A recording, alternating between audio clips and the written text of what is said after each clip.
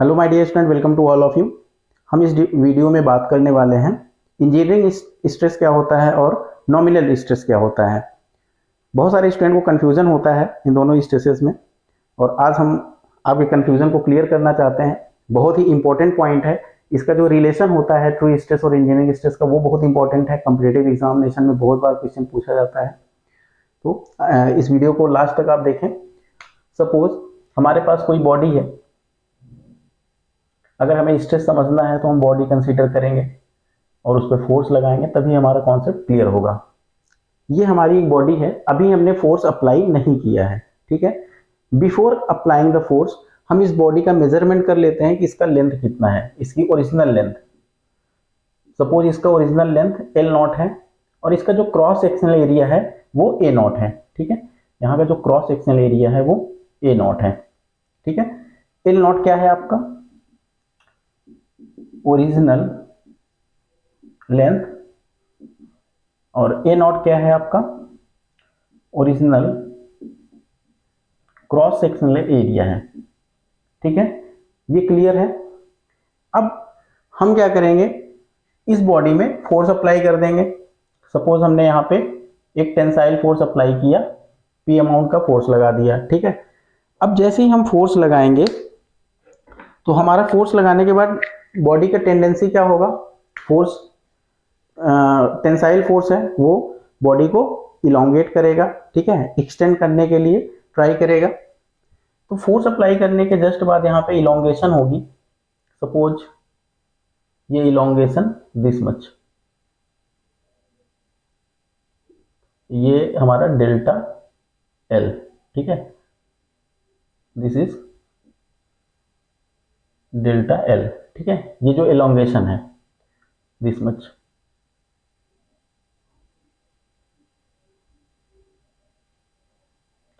ठीक है। जैसे ही लोड लगा हमारी बॉडी इलोंगेट हो गई। अब अगर हम इसकी एक्चुअल लेंथ की बात करें, एक्चुअल लेंथ की, ठीक है, या इंस्टेंटेनियस लेंथ कह सकते हैं। इंस्टेंटेनियस हम क्यों यूज कर रहे हैं कि जैसे ही लोड लगाया तुरंत हमारा जो चेंजिंग हुआ है, ठीक है, उसके क्रॉस सेक्शनल एरिया में और उसके लेंथ में, क्योंकि आपका लेंथ जब चेंज होगा तो क्रॉस सेक्शनल एरिया चेंज होगा, ठीक है। तो अब इसका क्या हो जाएगा, अगर ये देखे जाए, इसकी एक्चुअल लेंथ ये हो गई। ये कितना है? L0, जो कि आपका original length, plus delta L। इस केस में लेंथ क्या हो गई? इंक्रीज हो गई, तो प्लस डेल्टा L। तो हम ये भी कह सकते हैं कि जो टेंसाइल फोर्स लगा तो हमारा प्लस साइन होगा, प्लस डेल्टा L होगा। और यहीं पे एक बॉडी और हम बनाएंगे,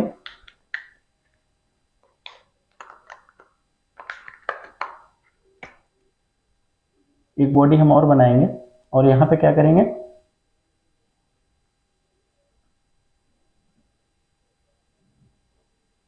ठीक है। तो बिफोर अप्लाइंग द लोड इसकी लेंथ क्या थी? L0 थी, क्रॉस सेक्शनल एरिया A0 था, ठीक है। और जैसे ही यहाँ पे हम लोड लगाए, कौन सा लोड है? कॉम्प्रेसिव लोड है, ठीक है। कॉम्प्रेसिव लोड लगाएंगे तो इसका लेंथ क्या होगा? डिक्रीज कर जाएगा, ठीक है। इसका लेंथ यहाँ पे आ जाएगा, डिक्रीज कर जाएगा, ठीक है। कितना अमाउंट का डिक्रीज करेगा? Suppose this is delta L, ये रिड्यूस हो गया, ठीक है। अब इसका एक्चुअल लेंथ क्या होगी? एक्चुअल लेंथ तो यहीं तक रहेगा, क्योंकि बॉडी क्या हुआ है? लेंथ रिड्यूस हो गया है, ठीक है। क्रॉस सेक्शनल एरिया भी चेंज हो गया, तो ये हो जाएगा L minus delta L, sorry L0 minus delta L। ये आपका क्या हो जाएगा? ये हो जाएगा आपका actual length L0 minus delta L, ठीक है। यहां पे क्या हो जाएगा? Actual length L0 plus delta L। और ये L0 पता है ओरिजिनल लेंथ है, A0 आपका ओरिजिनल क्रॉस सेक्शनल एरिया है, और यहीं पे हम लिख देना चाहते हैं L आपका क्या हो जाएगा? This is instantaneous length, instantaneous length, ये इसको चेंज्ड लेंथ भी आप कह सकते हैं, ठीक है। और आपका जो A होगा, इसका क्रॉस सेक्शनल एरिया A, ठीक है। A को हम कहते हैं instantaneous cross sectional area, instantaneous cross sectional area या चेंज्ड क्रॉस सेक्शनल एरिया, ठीक है। इंस्टेंटेनियस वर्ड ज्यादा अप्रोप्रिएट रहेगा, क्योंकि जैसे ही लोड हम अप्लाई कर रहे हैं फिर उसके बाद जो बॉडी में चेंजिंग हो रहा है उसकी बात कर रहे हैं। अब हम आगे बताने से पहले हम आपको थोड़ा सा विजुलाइज कराना चाहते हैं दोनों केस को, ठीक है। जैसे कि सपोज ये क्या है, एक कोई बॉडी है, इलास्टिक बॉडी है, और यहाँ पे हम टेंसाइल फोर्स लगाएंगे। केस फर्स्ट की बात कर रहे हैं। तो जब हम यहाँ पे पुल करेंगे, सपोज चलो जैसे हम यहाँ पे फिक्स्ड किए हैं, हमने इसको फिक्स्ड कर दिया और इसको हम पुल करेंगे। अभी हमने मेजर किया तो इसका लेंथ कितना है, सपोज एग्जांपल के लिए इसका 100 mm का इसका लेंथ है। इसको जब हमने पुल किया तो क्या हो रहा है, इलोंगेट हो गया, ठीक है। इलोंगेशन कितनी हुई, suppose delta L, that is हम मान के चल रहे हैं कि 10 mm का अपना इलोंगेशन हो गया, ठीक है। तो ये इलोंगेशन हुआ। अब इसकी लेंथ जो बढ़ गई, पहले तो ये L0 था, अभी ये बढ़ गया, इंस्टेंटेनियस लेंथ हुआ, ठीक है। ये आपको समझ आ गया। यही जब हम सेकेंड केस की बात कर रहे हैं, जहां पे हमने कॉम्प्रेसिव फोर्स लगाया है, इस बॉडी को हमने फिक्स कर दिया और यहाँ पे हम कंप्रेसिव फोर्स लगाएंगे। अब देखिए कंप्रेसिव फोर्स लगाने से क्या हो रहा है, इसका लेंथ डिक्रीज कर गया, ठीक है। ये लेंथ डिक्रीज कर गया, ठीक है। और एक चीज और आपको क्लियर करा देना चाहते हैं, जैसे इसका जो एरिया है, क्रॉस सेक्शनल एरिया है, जब हम इसको पुल करेंगे, पुश करेंगे, कंप्रेसिव फोर्स लगाएंगे, इसका क्या है, थिकनेस बढ़ जाएगा, मतलब इसका क्रॉस सेक्शनल एरिया क्या हो जाएगा, इंक्रीज कर जाएगा। क्रॉस सेक्शनल एरिया इंक्रीज करेगा और लेंथ डिक्रीज करेगी, ठीक है। यही जब इसको हम पुल करेंगे, जब पुल करेंगे लेंथ बढ़ेगी बट आपका क्रॉस सेक्शनल एरिया डिक्रीज कर जाएगा, ठीक है। ये कॉन्सेप्ट आपको समझ में आ गया। अब हम बात करेंगे स्ट्रेस की। दोनों स्ट्रेसेस की बात करेंगे, इंजीनियरिंग स्ट्रेस की और ट्रू स्ट्रेस की भी। ये दोनों केस आपको समझ में आ गए।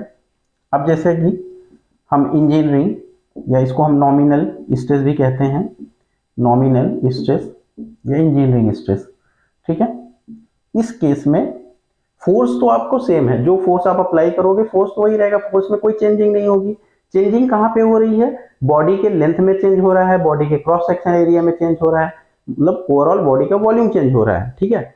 बट यहाँ पे हमें मतलब किससे है, क्रॉस सेक्शनल एरिया से, क्योंकि फोर्स पर यूनिट एरिया जो लगता है उसी को स्ट्रेस कहते हैं। तो इसको हम डिनोट कर रहे हैं सिग्मा नॉट से। सिग्मा नॉट से हम किसको डिनोट कर रहे हैं, नॉमिनल स्ट्रेस को। तो फोर्स डिवाइडेड बाई ये आपका जो ओरिजिनल एरिया है, ओरिजिनल एरिया यहाँ पे हम कंसीडर करेंगे, यही हो गया आपका नॉमिनल स्ट्रेस, ठीक है। ओरिजिनल एरिया मतलब बिफोर अप्लाइंग द लोड, जो हमारा ओरिजिनल एरिया था वही हम लेंगे। जैसे कि ये अगर हमारी बॉडी है, हमने लोड नहीं लगाया, इसका हमने मेजरमेंट कर लिया, इसकी हमने लेंथ मेजर कर ली, इसका क्रॉस सेक्शनल एरिया मेजर कर लिए और वही एरिया यहाँ पे पुट कर दिए। फिर हम जो फोर्स लगाएंगे उसकी वैल्यू यहाँ पे रख देंगे, आपको पता चल जाएगा कि आपका नॉमिनल स्ट्रेस कितना है, ठीक है। अब सेकेंड हम बात करेंगे यहाँ पे ट्रू स्ट्रेस की। ट्रू स्ट्रेस, ठीक है, इसको हम डिनोट करेंगे सिग्मा से। अब फोर्स तो हमारा वही है, एरिया यहाँ पे क्या लेंगे, जो आपका इंस्टेंटेनियस क्रॉस सेक्शनल एरिया है, जिसको हमने ए से डिनोट किया हुआ है, तो P by A. Instantaneous cross sectional area, जैसे ही हमने फोर्स लगाया, जो भी इसका क्रॉस सेक्शनल एरिया चेंज हो रहा है, हमने बताया कि अगर लेंथ बढ़ेगा क्रॉस सेक्शनल एरिया डिक्रीज कर जाएगा, लेंथ अगर डिक्रीज कर रहा है तो आपका क्रॉस सेक्शनल एरिया इंक्रीज कर जाएगा, ठीक है। तो वही कॉन्सेप्ट है। तो ये आपको समझ आ गया ट्रू स्ट्रेस और इंजीनियरिंग स्ट्रेस क्या होता है। तो यहाँ पे इंस्टेंटेनियस क्रॉस सेक्शनल एरिया और यहाँ पे ओरिजिनल एरिया, ये क्लियर हो गया। अब हम बात करेंगे ट्रू स्ट्रेन की और इंजीनियरिंग स्ट्रेन की, ठीक है। इसको इरेज कर दे रहे हैं, आप स्क्रीनशॉट ले सकते हैं।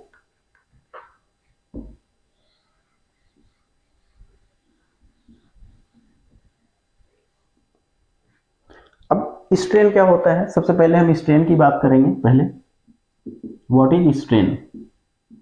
स्ट्रेन होता है, इसका डेफिनेशन है change in length divided by original length. Actually जब हम ओरिजिनल लेंथ की बात करेंगे तो क्या हो जाएगा, इंजीनियरिंग स्ट्रेन हो जाएगा, ठीक है। वो भी हम बाद में, पहले हम जनरली स्ट्रेन की बात कर रहे हैं। इंजीनियरिंग स्ट्रेन क्या होता है, ट्रू स्ट्रेन क्या होता है, वो हम बाद में बात करेंगे। अभी स्ट्रेन पे फोकस करो, स्ट्रेन क्या होता है, ठीक है। Change in length upon original length. अभी हम लोग क्या करेंगे, एक जनरल टर्म समझ रहे हैं। जैसे कि बॉडी है, ठीक है, बॉडी का एक ओरिजिनल लेंथ हो गया। फिर जब हम फोर्स अप्लाई किए इसकी लेंथ क्या कर गई, डिक्रीज कर गई। अब कितना अमाउंट डिक्रीज किया है, डेल्टा एल। ठीक है, सपोज स्ट्रेन हमारा कितना हुआ, decrease delta L divided by original length क्या है, एल नॉट। ठीक है, और इसको हम डिनोट करते हैं एप्सिलॉन से। ठीक है, तो ये आपका हो गया change in length divided by original length, यही होता है आपका स्ट्रेन। ठीक है, अब यहीं पे आप समझ लीजिए, जब हम ओरिजिनल लेंथ की बात करेंगे बिफोर अप्लाइंग द लोड, जैसे कि यहाँ पे ओरिजिनल लेंथ हमने एल नॉट लिया हुआ है, तो ये क्या हो जाएगा आपका इंजीनियरिंग स्ट्रेन। इसको एप्सिलॉन नॉट से डिनोट कर दो, और यहाँ पे हम लिख दे रहे हैं इंजीनियरिंग स्ट्रेन या नॉमिनल स्ट्रेन। ठीक है, दोनों एक ही चीज है, इंजीनियरिंग स्ट्रेन या तो नॉमिनल स्ट्रेन। ठीक है, अगर हम बात करें ट्रू स्ट्रेन की, ट्रू स्ट्रेन क्या होता है, इसको डिनोट करते हैं सिर्फ और सिर्फ एप्सिलॉन से। देखो चेंज इन लेंथ तो आपका डेल्टा एल वही रहेगा, जो भी चेंजिंग लेंथ हुई है, चाहे आपका एक्सटेंशन हुआ है या फिर रिडक्शन हुआ है। ठीक है, चेंज इन लेंथ हो गया। अब यहाँ पे क्या करेंगे, हम एक्चुअल लेंथ लेंगे, एक्चुअल लेंथ। ठीक है, एक्चुअल लेंथ क्या होगा आपका, एल से हम डिनोट कर रहे हैं, और एल इक्वल टू क्या है, original length plus minus delta L. अगर हम टेंसाइल फोर्स लगा रहे हैं तो इंक्रीज कर रहा है तो प्लस डेल्टा एल, और डिक्रीज कर रहा है तो माइनस डेल्टा एल। ठीक है, तो ये आपका क्या हो जाएगा, दिस इज ट्रू स्ट्रेन। समझ में आ गया आपको ट्रू स्ट्रेन क्या होता है और इंजीनियरिंग स्ट्रेन क्या होता है। अब इसको हम इरेज करके, सबसे इंपॉर्टेंट चीज इंजीनियरिंग स्ट्रेस और ट्रू स्ट्रेस के बीच में क्या रिलेशन होता है उसको डिस्कस करेंगे। ठीक है, let me erase first. I hope कि आपको क्लियर हो गया होगा। ट्रू स्ट्रेस और इंजीनियरिंग स्ट्रेस बहुत ही आसान है, सिंपल है, बट क्या होता है कि सडनली जब हम रिवीजन नहीं किए रहते हैं तो हमें कंफ्यूजन हो जाता है, सडनली अगर हमसे कोई पूछ ले या एग्जाम में क्वेश्चन आ जाए तो। बट आप कॉन्सेप्चुअल वे में समझ के चलेंगे तो आप कभी नहीं भूलेंगे, ये हम गारंटी ले सकते हैं। अब हम बात करेंगे रिलेशन की, relation between engineering stress and true stress. इस रिलेशन के बाद हम आपको ये बताएंगे कि जनरली आप कोई भी एग्जाम दें या फिर जो आपका इंजीनियरिंग बुक है वहाँ पे जितने भी स्ट्रेस यूज होता है या जो स्ट्रेन यूज होता है वो कौन सा स्ट्रेस यूज होता है, नॉमिनल स्ट्रेस यूज होता है या फिर आपका ट्रू स्ट्रेस यूज होता है। हम रिलेशन के बाद बताएंगे इस चीज को। तो ये रिलेशन हमें देखना है, सिग्मा नॉट से हम डिनोट कर रहे हैं किसको, इंजीनियरिंग स्ट्रेस को या नॉमिनल स्ट्रेस। ठीक है, और सिग्मा से हम डिनोट कर रहे हैं एक्चुअल स्ट्रेस को, एक्चुअल स्ट्रेस को। ठीक है, since sigma is equal to क्या होता है, P by A, force upon cross sectional area. अगर हम यहाँ पे ओरिजिनल क्रॉस सेक्शनल एरिया से मल्टीप्लाई कर दें नॉमिनेटर और डिनोमिनेटर में, रिलेशन को बनाने के लिए हम ये सब कर रहे हैं। ठीक है, अब अगर हम इसको कंसीडर करें तो ये क्या हो जाएगा, force upon original cross sectional area क्या हो जाएगा, engineering stress multiply by A not divided by A, original cross sectional area और इंस्टेंटेनियस क्रॉस सेक्शनल एरिया। इसको आप कह दो इक्वेशन फर्स्ट। ठीक है, अगर हमारा जो बॉडी है अगर उसका वॉल्यूम सेम है, ठीक है, अगर बॉडी वॉल्यूम सेम है तो क्या केस होगा, फॉर सेम वॉल्यूम, वॉल्यूम क्या होता है, एरिया इंटू लेंथ वॉल्यूम होता है, तो सेम वॉल्यूम के केस में क्या हो जाएगा, एरिया इंटू लेंथ। ये क्या हो गया, actual area, actual length, instantaneous area, instantaneous length is equal to original area into original length. ठीक है, अब यहां से आपको पता है कि इक्वेशन फर्स्ट हमारा क्या है, ओरिजिनल एरिया और इंस्टेंटेनियस एरिया के टर्म में हमें लाना होगा। तो इसको हम क्या करते हैं, ए नॉट को इधर कर दें, A not divided by A is equal to क्या हो जाएगा, L not divided by L divided by L not. ठीक है, इसको थोड़ा सा इधर करके लिख लेते हैं, क्योंकि हम रिलेशन हम इस टर्म में हमें चाहिए, जैसे कि A not L not is equal to A into L. ठीक है, तो A not A divided by L upon L not. अब हम क्या कर सकते हैं, A not divided by A is equal to L क्या है, व्हाट इज एल? एल हमें पता है original area plus minus delta L. जो भी आपका बॉडी का ओरिजिनल एरिया है या तो वो एक्सटेंड हुआ है या तो कंप्रेस हुआ है। ठीक है, ये हमें अभी इसके पहले ही हमने देखा था। अब हम क्या करेंगे, एल के जगह पे ये चीज पुट कर देंगे, L not plus minus delta L. ठीक है, और एल नॉट। अब ये क्या हो जाएगा, यहाँ पे हम राइट कर दे रहे हैं। देखो, फ्रॉम इक्वेशन फर्स्ट इक्वेशन से हम ए नॉट डिवाइडेड बाई ए को क्या लिख सकते हैं, sigma divided by sigma not लिख सकते हैं। ठीक है, और L not plus minus delta L divided by L not, अगर इसको हम डिवाइड कर दें तो क्या हो जाएगा, ये 1 L not divided by L naught 1 plus minus delta L divided by L naught, ये हो जाएगा। ठीक है, sigma divided by sigma naught is equal to 1 plus minus, अब आप बताइए ये क्या है, change in length upon original length means what, engineering strain. This is engineering strain epsilon naught. ठीक है, अब actual stress is equal to engineering stress multiply by 1 plus minus engineering strain. ठीक है, मिल गया हमको रिलेशन, और ये है बहुत इंपॉर्टेंट, आपके एग्जामिनेशन पॉइंट ऑफ व्यू से डायरेक्ट क्वेश्चन आता है। आप चाहे तो डेरिवेशन को याद कर सकते हैं, स्टेप बाय स्टेप आप यहाँ तक आ जाएंगे, या फिर इसको आप डायरेक्टली याद कर सकते हैं। ठीक है, याद करने में तो मुश्किल होता है, भूल जाना होता है, बेहतर है कि आप कॉन्सेप्ट समझे रहें, ताकि आप भूल भी जाएं तो आप डिराइव कर सकें। अब यहाँ पे प्लस माइनस क्या है, फिर वही प्लस है तो टेंशन, माइनस है तो कंप्रेशन, क्योंकि अगर एक्सटेंड हुई बॉडी तो टेंसाइल फोर्स लगा है प्लस, और अगर माइनस है मतलब हम कंप्रेसिव फोर्स लगाए तो हमारी बॉडी रिड्यूस हो गई, तो वहाँ पे माइनस। और इसको हम यहाँ पे लिख लेते हैं, जैसे कि फॉर टेंशन के केस में हमारा रिलेशन क्या हो जाएगा, जब टेंसाइल फोर्स लगेगा तो true stress is equal to engineering stress 1 plus epsilon naught, ये हो जाएगा।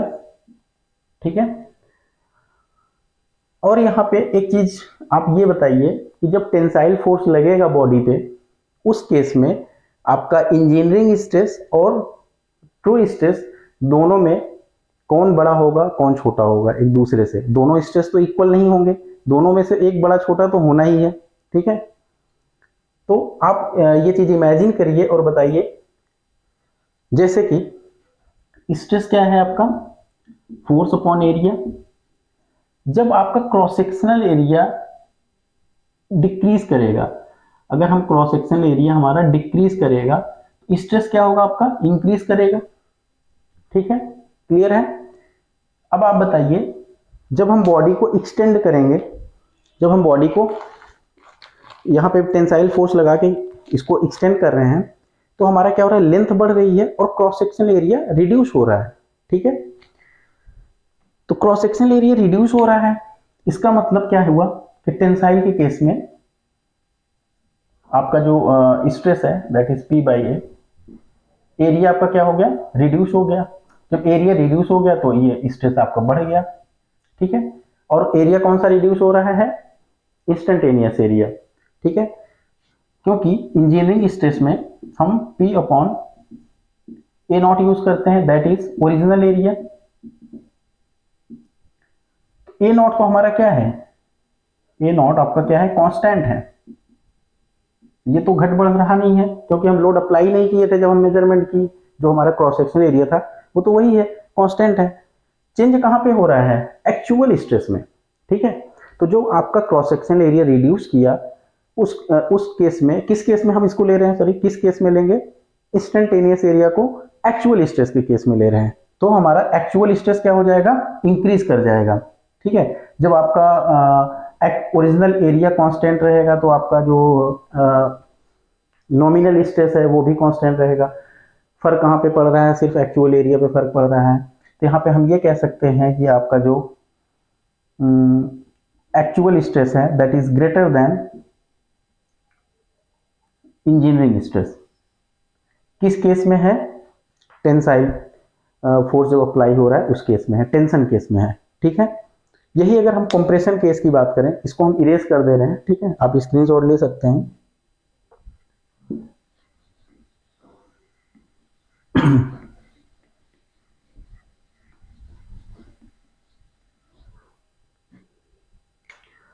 अगर हम कंप्रेशन केस की बात करें फॉर कंप्रेशन, जैसे हमने टेंशन की बात किया, इसी तरह से अगर हम कंप्रेशन की बात करें, जब हम बॉडी को कंप्रेस करेंगे तो आपका क्रॉस सेक्शन एरिया क्या कर जाएगा? बढ़ जाएगा, इंक्रीज कर जाएगा, सेक्शन थिक हो जाएगा, मोटा हो जाएगा सेक्शन। ठीक है, कंप्रेस करने में जब आप किसी चीज को कंप्रेस करते हो तो क्या होता है? उसका थिकनेस बढ़ जाता है। ठीक है, क्रॉस सेक्शन एरिया इंक्रीज कर जाती है। तो इस केस में पहली बात तो आपका रिलेशन क्या बन रहा है? Actual stress equal to engineering stress, यहाँ पे माइनस हो जाएगा 1 माइनस एप्सिलॉन नॉट, ये आपका रिलेशन बनेगा। ठीक है, ये दोनों क्लियर है। इंजीनियरिंग स्ट्रेस हमने बता दिया कि वहां पे एक्चुअल एरिया होगा जो कि कांस्टेंट है, उस पर कोई चेंजिंग नहीं है। मैटर कहाँ पे है? यहाँ पे इंस्टेंटेनियस एरिया पे। अब इंस्टेंटेनियस एरिया क्या कर रहा है? इंक्रीज कर रहा है। जब ये इंक्रीज कर रहा है तो आपका एक्चुअल स्ट्रेस क्या हो जाएगा? डिक्रीज हो जाएगा। इसका मतलब ये इंजीनियरिंग स्ट्रेस से छोटा है इस केस में, कंप्रेशन केस में। This is less than actual stress, sorry actual stress is less than engineering stress. ठीक है, ये क्लियर हो गया। इसी के करेस्पॉन्डिंग हम कर्व यहाँ पे ड्रॉ करेंगे, और वो कर्व भी बहुत इंपॉर्टेंट है, बहुत सारे स्टूडेंट कंफ्यूज रहते हैं। अब यहाँ पे हम कर्व की बात करते हैं, जैसे कि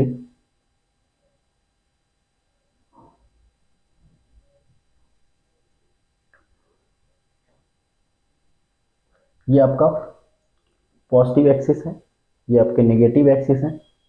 जब हम टेंसाइल फोर्स की बात करेंगे तो हम इस प्लेन में ड्रॉ करेंगे, और जब हम कंप्रेसिव स्ट्रेस की बात करें, सॉरी कंप्रेशन फोर्स में स्ट्रेस की बात करेंगे तो हम यहाँ पे ड्रॉ करेंगे नेगेटिव एक्सिस पे। ठीक है, अब सपोज हम बात कर रहे हैं actual stress versus engineering stress का। ठीक है, टेंसाइल केस में, टेंसाइल केस को हम यहाँ पे लेंगे। ठीक है, और कंप्रेसिव केस को हम यहाँ पे लेंगे। यहाँ पे प्लस माइनस भी लिख दिया, उससे भी आप समझ सकते हैं। ठीक है, टेंसाइल केस, कंप्रेसिव केस। तो जब टेंशन लोड था उस केस में क्या हुआ आपका? Engineering stress, sorry actual stress is greater than engineering stress. ठीक है, तो अगर हम यहाँ पे कर्व ड्रॉ करें, सपोज ये हमारा कर्व गया स्ट्रेस वर्सेस स्ट्रेन का, ये हो गया आपका, और एक कर्व ये गया। अब ये बताओ आप, अगर दोनों में अल्टीमेट स्ट्रेस देखें तो किसका ज्यादा है? इस कर्व का ज्यादा है। तो ये कौन सा कर्व है आपका? इस एक्चुअल स्ट्रेस का कर्व हो जाएगा, सिग्मा का। और ये आपका क्या है? इंजीनियरिंग स्ट्रेस का कर्व हो जाएगा। ठीक है, this is actual stress and this is engineering stress. ठीक है, यही हम जब कॉम्प्रेसिव की बात करेंगे, कॉम्प्रेशन का, इस केस में क्या होगा? यहाँ पे तो आपका क्या है? एक्चुअल स्ट्रेस छोटा है और इंजीनियरिंग स्ट्रेस आपका बड़ा है। तो यहाँ पे कर्व ड्रॉ करो। ठीक है, एक मिनट, थोड़ा सा ज़्यादा हो गया ये। ठीक है, इसके करस्पॉन्डिंग अल्टीमेट स्ट्रेस कहाँ पे मिल रहा है हमें? यहाँ पे मिल रहा है। तो ये आपका क्या हो जाएगा? छोटा है, और दूसरा हम बड़ा ड्रॉ कर देते हैं यहाँ पे, इसके करस्पॉन्डिंग हमें यहाँ पे मिल रहा है। तो किस कौन सा स्ट्रेस ज़्यादा है यहाँ पे? क्योंकि अल्टीमेट स्ट्रेस हमारा इस पॉइंट पे है और इसका अल्टीमेट स्ट्रेस हमारा इस पॉइंट पे है। ठीक है, तो ये आपका क्या हो जाएगा? ये छोटा वाला है, कौन सा?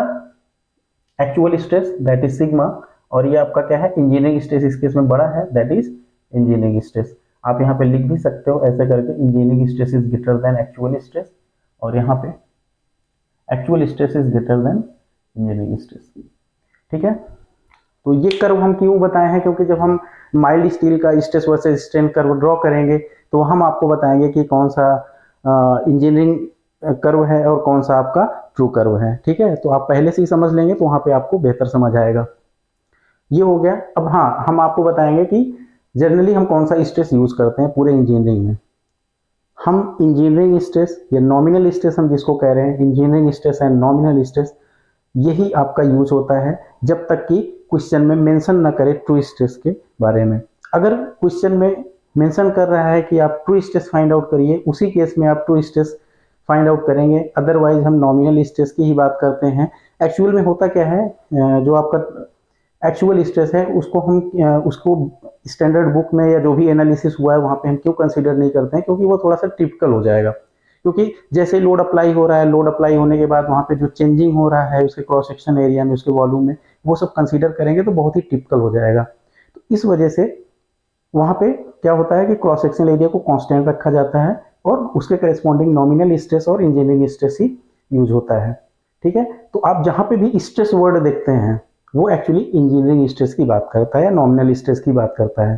ठीक है, क्लियर हो गया आपको? नेक्स्ट वीडियो में हम स्ट्रेस स्ट्रेन करो माइल्ड स्टील की बात करेंगे। ठीक है, इस वीडियो में यहीं तक। Okay, thank you my dear.